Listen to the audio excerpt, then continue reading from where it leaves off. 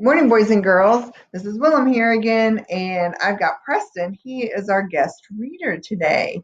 He'll be reading chapter 12 in Shiloh. Enjoy. All right, let's get down to business here. All righty, this is chapter 12.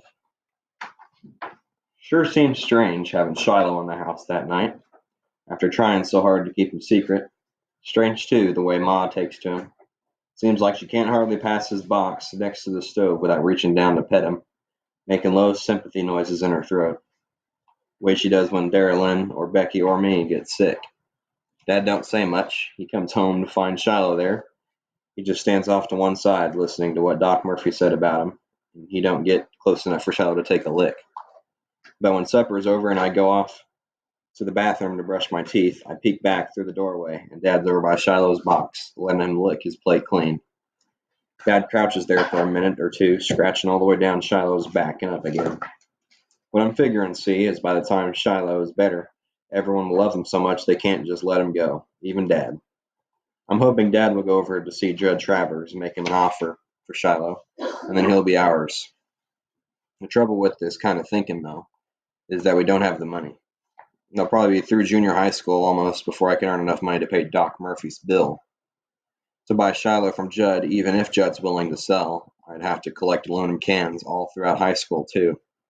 Can't make that much with cans. I'll try to think about what other kind of work I can do that would pay me more, but except for delivering the county paper on Friday afternoons, nothing else comes to mind. And everybody's got that job already. It's sort of like Shiloh's there and he's not.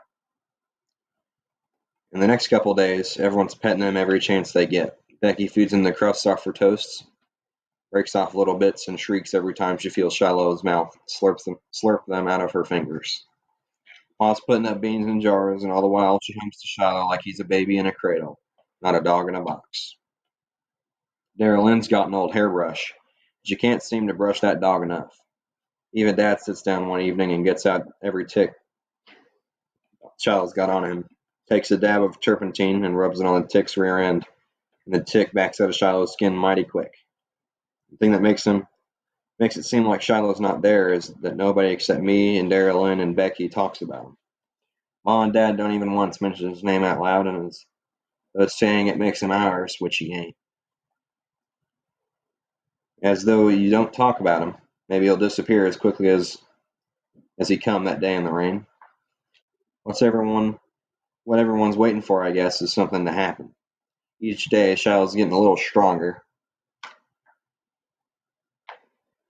2 days after Doc Murphy brought him here, Shiloh's up limping around on his bad leg.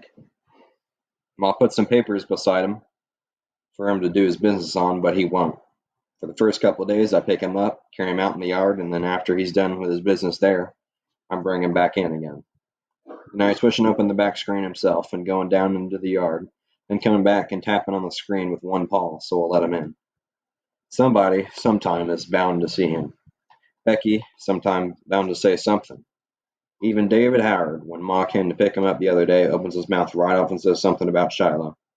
Who's Shiloh, she asks, and David realized he let it slip. Old stray cat, he says. Now I've got David lying. Worst part about having Shiloh here in the house is where I can play with him anytime I like is that it's hard to leave him when I go out collecting cans. But I've got to earn money now more than ever. So each day when Shiloh takes his long nap, I set out with my plastic garbage bag hanging out of one jeans pocket. One day I'll walk all the way to Friendly and ask at the grocery where the county paper is dropped. They'll put my name on as carrier.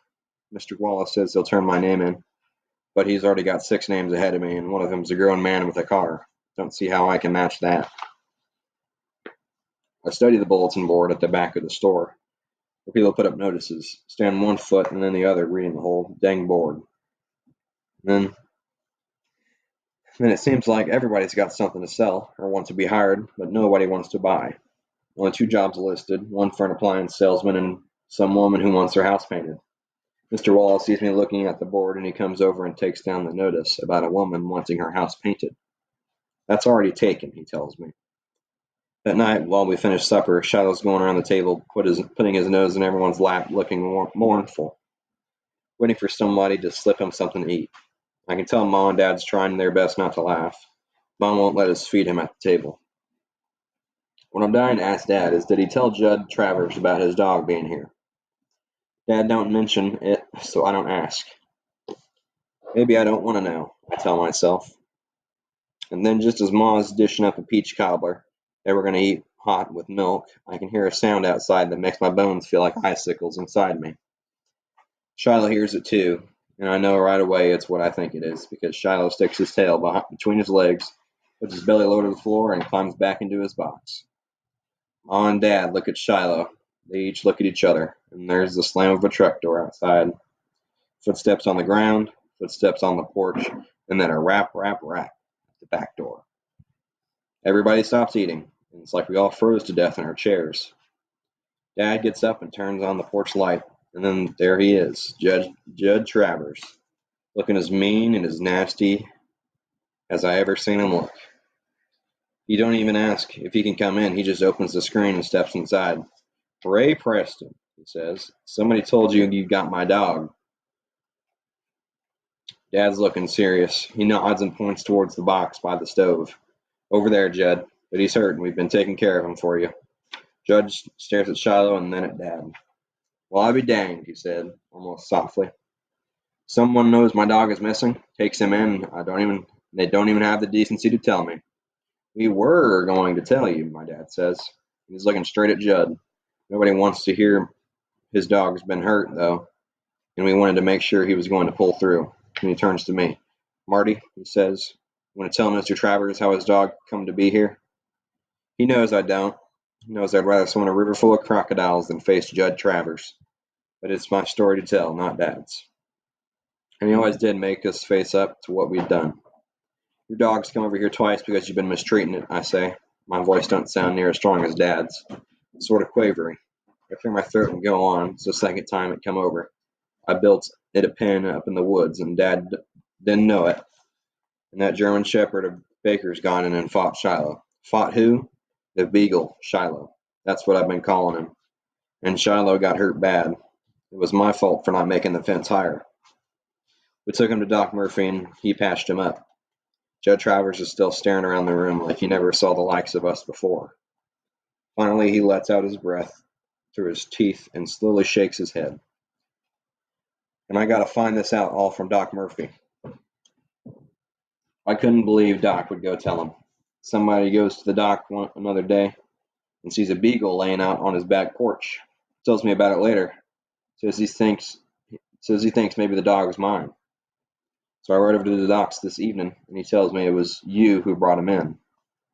Judd walks across the kitchen, and the thud of each footstep, Shiloh huddles down farther and farther into the box, like maybe he can make himself disappear. His whole body is shaking. Ma sees it, I know, because she watches for a minute, then turns her face away quick. Judd stares down at Shiloh, at his bandage in the shaved place where he's all stitched up, and the rip on his ear.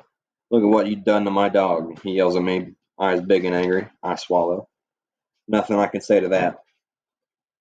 Travers squats down by the box. He puts out his hand, and Shiloh leans away like he's going to be hit.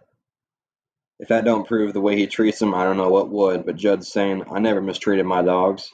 This one was shy when I got him, that's all. I sure never caused him an injury like this one. Would never have been, would have never have happened if you just brought him back like I told you. I close my eyes. When I open them again, Judd's putting his hand on Shiloh's head, rough like, sort of patting him. And you can tell he ain't got that much practice being kind. Still hard to prove that Shiloh wasn't mistreated before he got to Judd's. How do you know about proving something like that? How do you go about proving something like that? It was wrong of Marty to pin up your dog, Judd, and we've already talked about that, Dad says. He's the one who's going to pay Doc Murphy for patching him up, and as soon as the dog is strong, we'll drive him over to your place. Why don't you let us keep him until then, in case he needs more care? Judd stands up again and looks at me. I stare back, but I don't say nothing.